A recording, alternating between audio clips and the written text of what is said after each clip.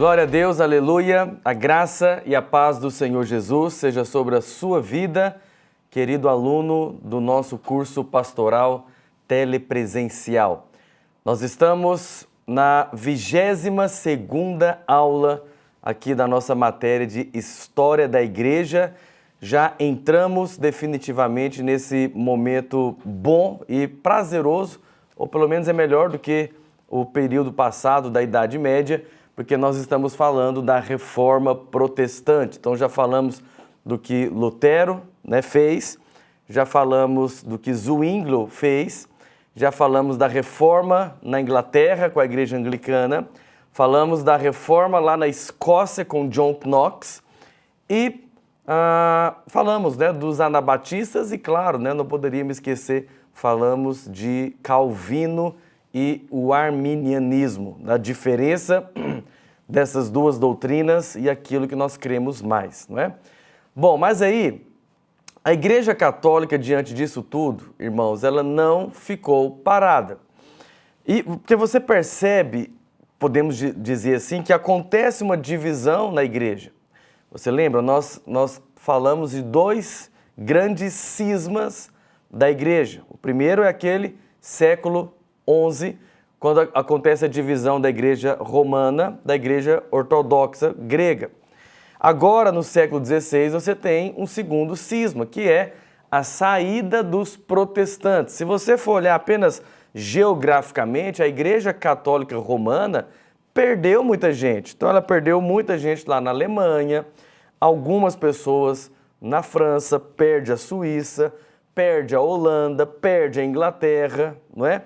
Então, diante disso, a Igreja Católica, então, Apostólica Romana, se organiza para fazer o que nós chamamos de contra-reforma.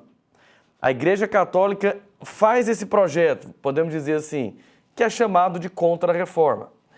E a contra-reforma, ela está intimamente ligada com um concílio aqui da Igreja Romana, que foi o Concílio de Trento. Começou em 1545. Esse concílio teve cerca de 16 anos, se eu não me engano. Não significa que por 16 anos os bispos ficaram lá, ok? Mas ao longo de 16 anos eles fizeram reuniões em Trento para tomar ali decisões a respeito da Igreja Católica Romana. Quando nós avaliamos o mapa do que a Reforma Protestante fez, irmãos, basicamente nós podemos entender o seguinte, por exemplo, Inglaterra se torna anglicano. A Inglaterra não é uma reforma, não é um protestantismo calvinista, como as demais regiões ali da Europa, mas rompe com Roma, o que vai criar essa igreja anglicana e esse espaço para surgir novos moveres ali, que serão os puritanos. Vamos falar deles na próxima aula, se eu não me engano. A Espanha, ela é e continua católica. A Espanha teve lá dois reis bem católicos no final da Reconquista. Você lembra o que é a Reconquista? A Reconquista foi, você lembra que os mouros, os muçulmanos, invadiram a Península Ibérica, invadiram a Espanha. Durante 800 anos eles dominaram ali, mas durante 800 anos, partindo das Astúrias, você tem a reconquista da Espanha e também Portugal, que se consolidou ali. Portugal e Espanha são católicos, até porque eles tiveram a ajuda dos cruzados nessa reconquista. Então, esses últimos reis ali, antes de finalizar a reconquista, finalmente ter a reconquista, eles são bem católicos. Então, na Espanha, você não tem abertura para o protestantismo. Por isso que Espanha e Portugal continuaram e continuam bem católicos. A França, da mesma maneira. Tirando a parte sul da França, está perto da Suíça, perto lá de Calvino, tirando essa parte sul da França, a França também ficou católica. Não teve espaço, lá teve perseguição contra os protestantes. Só a parte próxima de Zurique, da Suíça, é que foi calvinista. Lá na França você vai ter os huguenotes, que era esse grupo mais protestante. Itália é a região onde o Papa governa.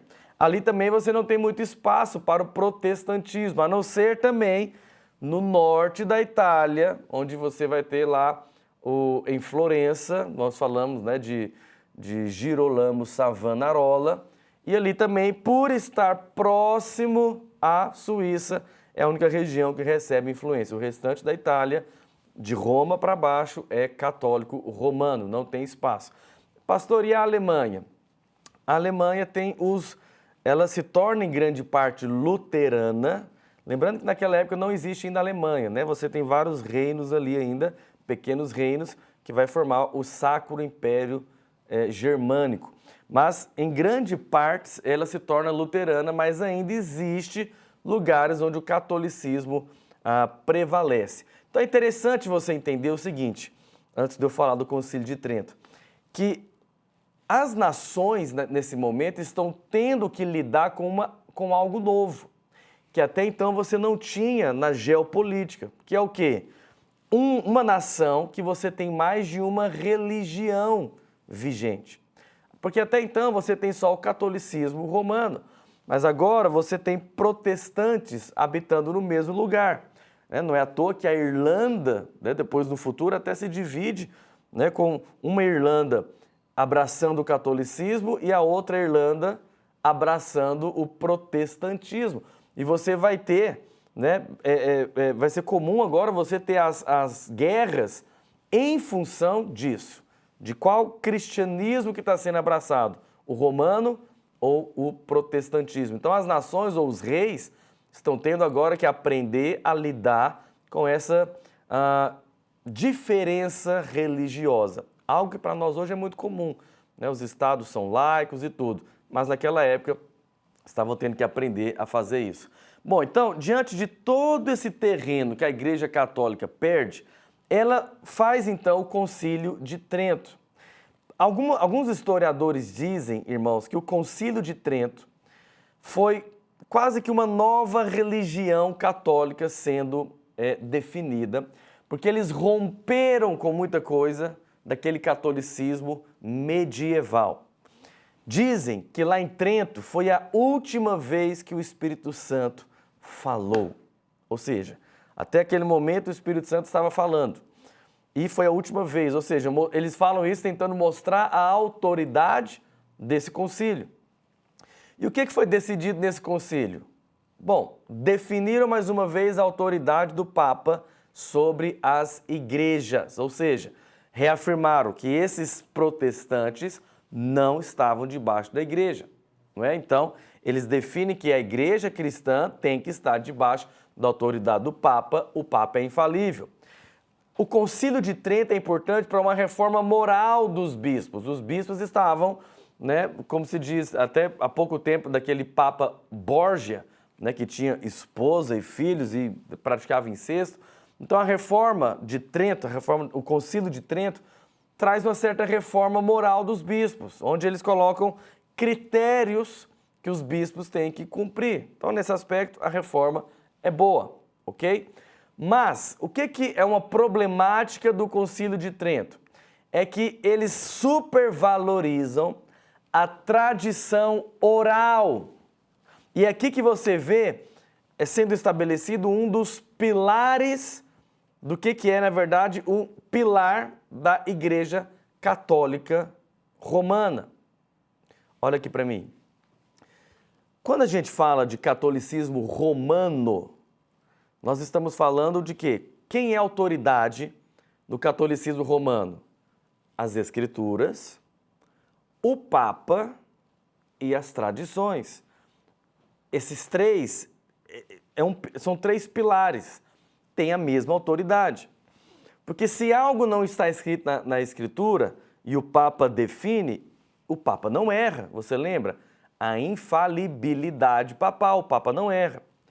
Mas também eles começaram a defender o seguinte, eu quero chamado de tradição oral.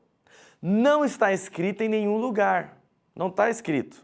Mas, eles dizem assim, os apóstolos foram passando, né, para os papas.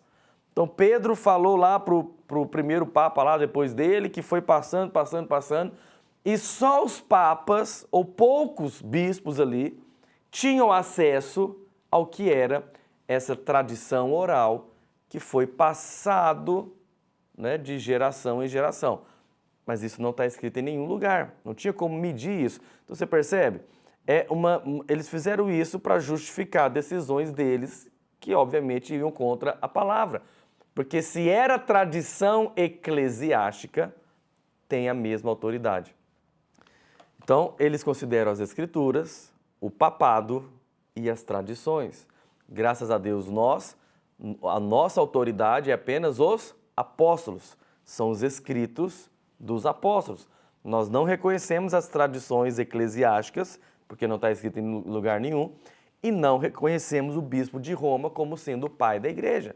O cabeça da igreja é sempre Cristo e somente ele. Ok? Essas são as decisões lá no Concílio de Trento. Então, olha o que eles falaram. Definições do Concílio de Trento. Eles colocaram: todas as verdades salvíficas e regras de conduta estão contidas nos livros escritos e na tradição não escrita, recebida da boca do próprio Cristo ou dos seus apóstolos. Então, supostamente, isso foi passado, não escrito, mas oralmente, aos papas, e só os papas sabiam disso, e até hoje só eles sabem. Então, irmãos, é por isso que nós não reconhecemos, não é? Para nós, a autoridade é somente a palavra. E como é de se esperar, o Concílio de Trento amaldiçoou todos os protestantes e excomungou os protestantes. Mas os protestantes não ficaram atrás, porque os luteranos e também os reformadores ligados a Calvino também condenaram o Concílio de Trento, dizendo que a Igreja Católica Romana era, na verdade, a sinagoga de Satanás. Então tá aí a imagem para você ter uma noção do como mais ou menos é um concílio. Essa é uma imagem que foi feita do Concílio de Trento. Você tem lá os bispos lá mais importantes, né, de vermelho, e os demais bispos ali, e eles vão debatendo os assuntos a respeito dos dogmas e da doutrina da igreja. Amém? Pode voltar para mim. Então, o Concílio de Trento é essa reunião do clero da Igreja Católica, que vai do ano de 1545 até 1563, para reafirmar os ensinamentos doutrinários do catolicismo que foram questionados, né, pelos protestantes, ok? E o Concílio de Trento também tem o alvo de elaborar, principalmente, ações missionárias para levar a fé católica para a Europa e para o mundo afora. Então, quando a gente fala do Concílio de Trento, pastor, o Concílio de Trento foi convocado para quê? Reforçar os dogmas católicos, o que os católicos romanos creem. Eles tinham o alvo de reconhecer e corrigir erros cometidos, como inclusive eles vão tirar as indulgências e eles vão apontar os caminhos para que a fé católica se fortalecesse na Europa e se expandisse para todo mundo. Por que expandir por todo mundo? Porque agora você já tem as colônias portuguesas, as colônias espanholas e até mesmo lá a Nova Inglaterra, né? Os Estados Unidos também já estava sendo colonizado. As novas doutrinas cristãs, irmãos dos protestantes, questionavam os sacramentos, né, da Igreja Católica, principalmente a Eucaristia. Pastor, o que é a Eucaristia? É a ceia. Você lembra? Os católicos, nós falamos aqui sobre a transubstanciação. Os católicos defendem que o pão e o vinho literalmente se transformam no corpo e no sangue de Jesus. Os protestantes reformados não criam nisso, com exceção de Lutero. Mas o Calvino e a parte dos protestantes na Inglaterra não criam nisso, né? Que era apenas um símbolo. Então, os teólogos protestantes criticavam a transubstanciação. Então, a Igreja Católica precisa fazer um concílio para reafirmar isso, ok? E também os protestantes condenavam essa questão da confissão. Não tinha necessidade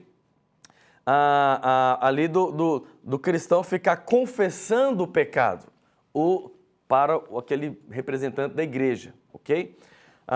Por quê? Porque os protestantes valorizam demais. Como os protestantes traz de novo aquela ideia de que não existem intermediários entre você e Deus, então os protestantes defendem a ideia, que nós criamos até hoje, do diálogo entre você e Deus, sem intermediário. Você fala com Deus, você tem livre acesso a Deus. Então você não precisa de intermediário, seja ele santo ou seja um representante da igreja para fazer essa intermediação. Então o Concílio de Trento vem para reforçar essa ideia católica, né, dos sacramentos, do batismo, da Eucaristia, do matrimônio, da confirmação, da comungação, né, de comungar, de confessar também. Eles fazem tudo isso. Já os protestantes, obviamente, estavam no caminho, na contramão disso, ensinando exatamente o contrário do que foi definido lá em Trento. Mas duas coisas, irmãos, quando a gente fala de Trento, tem duas coisas que você precisa saber, que principalmente vai ser consequência do Concílio de Trento, ok? Que são o quê?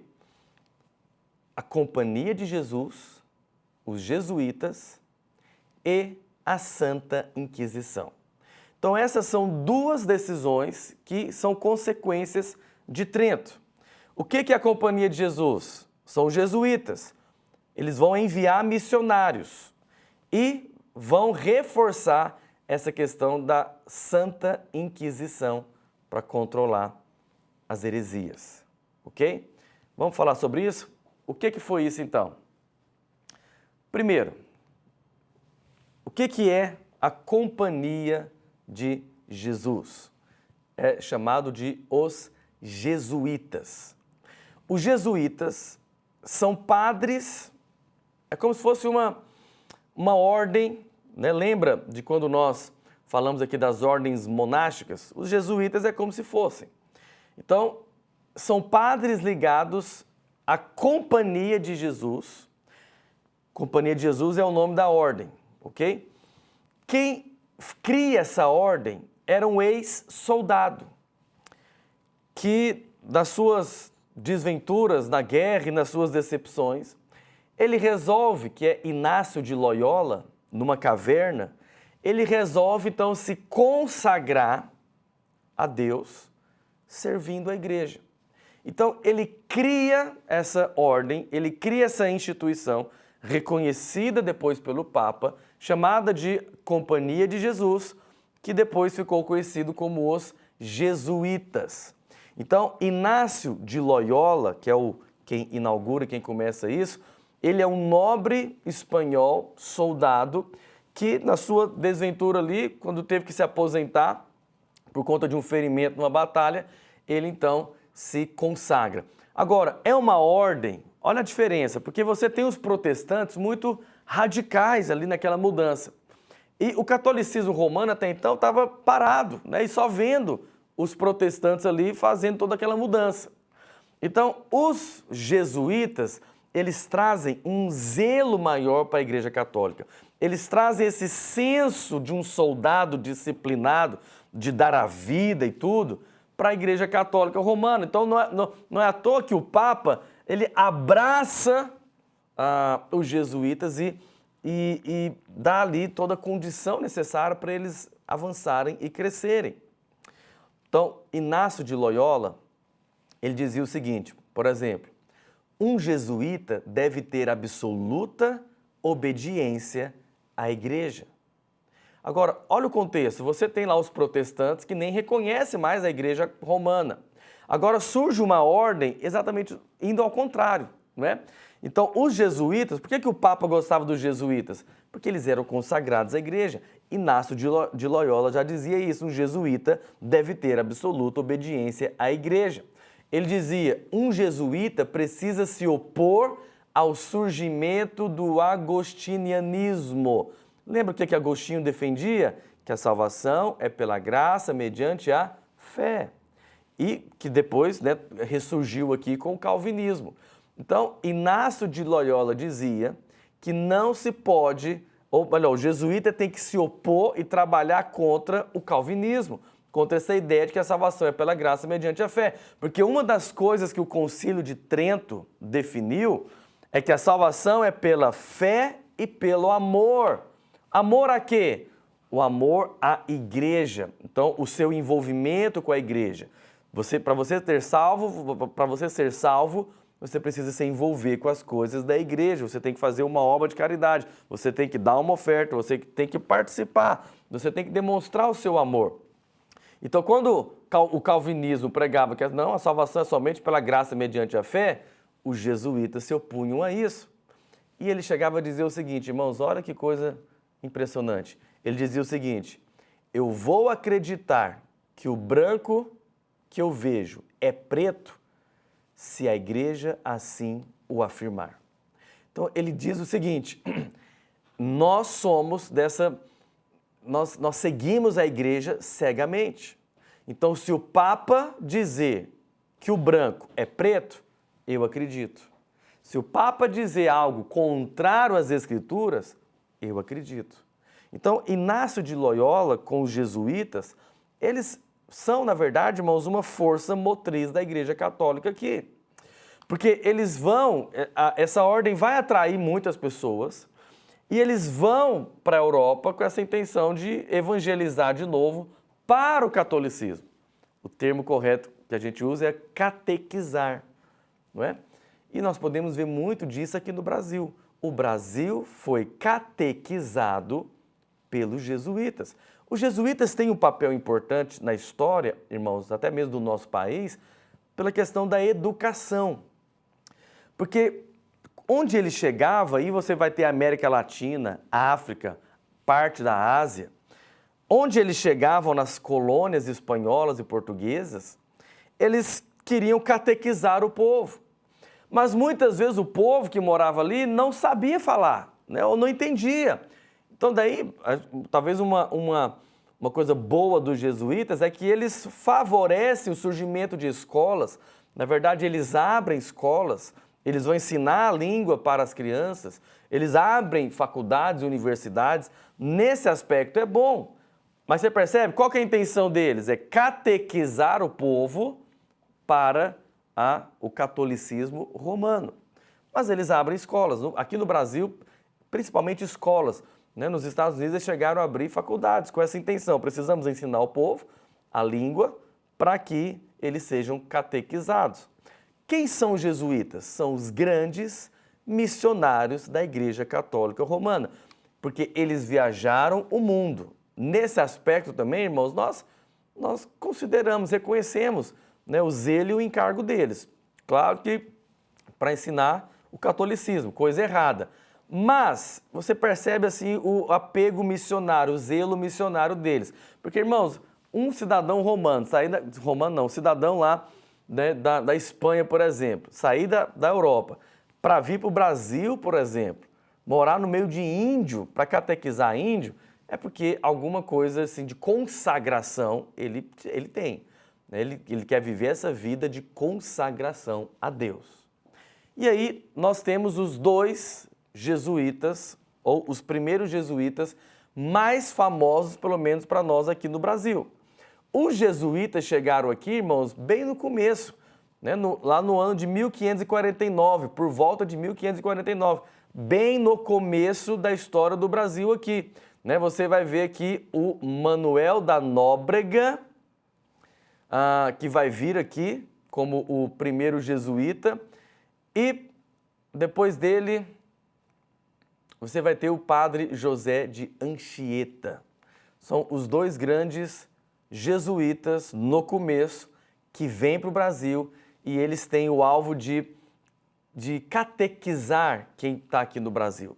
Eles vêm com a intenção de fortalecer a Igreja Católica aqui, porque Portugal é católica, e eles vêm aqui para garantir que os cidadãos aqui do Brasil serão catequizados no catolicismo romano. Então é interessante pensar nisso porque, além deles conviver com os colonos, né, lá nas vilas e tudo, de ensinar, é interessante que eles iam para dentro das aldeias, os índios eram catequizados. No nosso caso aqui do Brasil, é até bonito se falar isso, porque os jesuítas logo perceberam o problema da linguagem. Porque agora você tem quase que uma nova língua surgindo aqui no Brasil, que é a mistura do português com o tupi, né, que os índios, a maioria das tribos, falavam ali. Então, é até dito que o padre José de Anchieta, ele é o primeiro professor de gramática do Brasil, até porque ele foi o primeiro que escreveu, né, o padre José de Anchieta, ele escreveu uma gramática da língua que era usada ali na costa do Brasil, que é uma mistura do português com o tupi, que os índios falavam aqui. Por que ele faz isso? Porque percebeu a necessidade de explicar para os índios o que é a fé cristã romana, mas tinha que sistematizar isso, tinha que organizar a língua para conseguir falar com os índios. Então você percebe assim uma contribuição importante do padre José de Anchieta até para isso, né, para a nossa língua portuguesa. Então, graças às pesquisas de Anchieta, surgiu essa língua geral, esse idioma ali na época que misturava o português com o tupi, e até hoje nós temos essa influência desde essa época, dessa mistura desses idiomas. Amém? Então, irmãos, nós podemos afirmar sem medo que os jesuítas são os responsáveis pela América Latina ter se tornado essencialmente católica romana. Porque se Portugal e Espanha eram católicos, os jesuítas é que vêm para cá, os jesuítas vêm para o Brasil, os jesuítas vão também para as colônias espanholas, né, da América Latina, América Central, América do Sul, e esses países se tornam católicos romanos. Então você percebe? Olha o que a Igreja Católica fez. De repente ela está perdendo muitas pessoas, mas de repente ela agrega muitas pessoas. Por quê? Todos esses que eram, por exemplo, aqui do Brasil, são considerados agora católicos. Então, de repente, a Igreja Católica dá um salto na quantidade de membros que ela tem, né, de pessoas que são católicos romanos. Amém? Então, coloquei aí duas fotos, pode projetar para mim? Então, você tem aí duas fotos, essa só para você entender, né? Tá aí o padre jesuíta catequizando, né, ensinando e pregando ali para os índios. Pode colocar outro da mesma maneira, você tem ali bem no começo, como se fosse numa aldeia, os padres ali, os jesuítas, ensinando os índios sobre a fé católica. Então tá aí essas duas imagens, ok? Bom, e a outra coisa que nós vamos ver, que é resultado do Concílio de Trento, e é o que nós entendemos como contra-reforma. Então, quando você escuta a palavra contra-reforma, você tem que lembrar dessas duas coisas, os jesuítas e a Santa Inquisição. O que é a Santa Inquisição? Então, é uma parte triste da história da Igreja, da Igreja Católica Romana. Alguns tentam negar, dizendo que não existiu, mas a história mostra o contrário, existiu e muito. À medida que a Igreja Católica conquistava mais adeptos durante a Idade Média, houve essa necessidade de normatizar a prática da religião e eles tinham essa intenção de acabar com as heresias. A Santa Inquisição tem o alvo de acabar com os hereges. Para quê? Para que a igreja não se divida de novo, para que a igreja se preserve. Então eles criam essa instituição com a autonomia de investigar e julgar pessoas acusadas de heresia. Tudo isso baseado no sistema jurídico do entendimento da fé católica romana.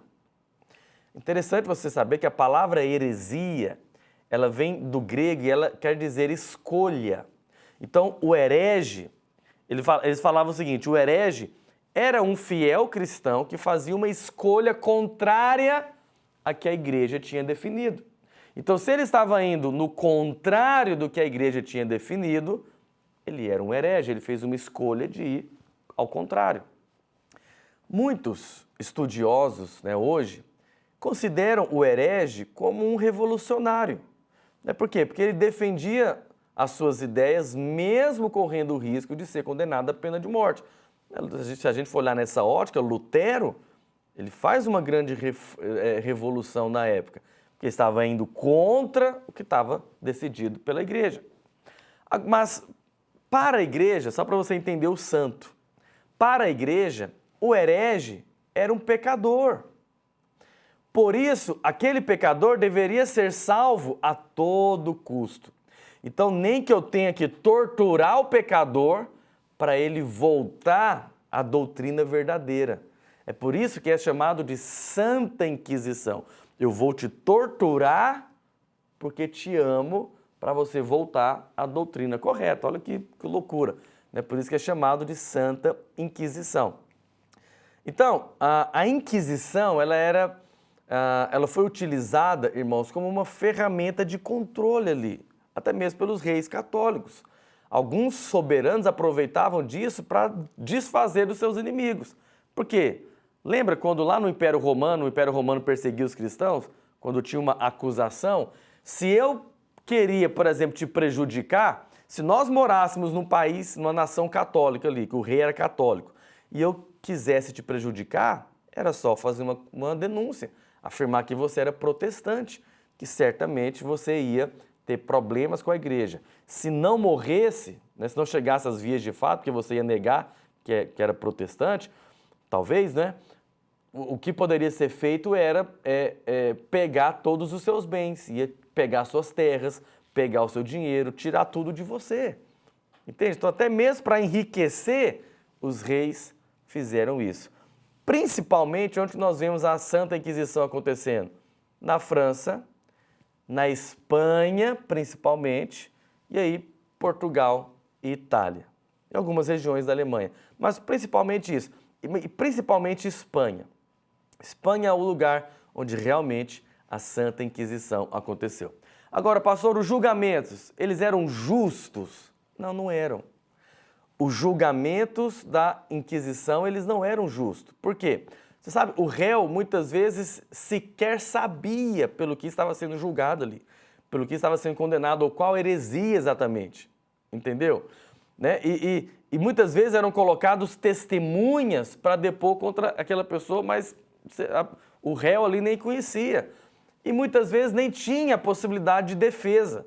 E como tudo era sigiloso e controlado lá pela igreja, abre aspas, normalmente quem fazia parte da Inquisição eram os dominicanos, que já te falei que eram uma ordem mais realmente ortodoxa e voltada para a palavra ali, como se fosse os exegetas, porque o alvo da Inquisição era saber se você estava falando alguma heresia.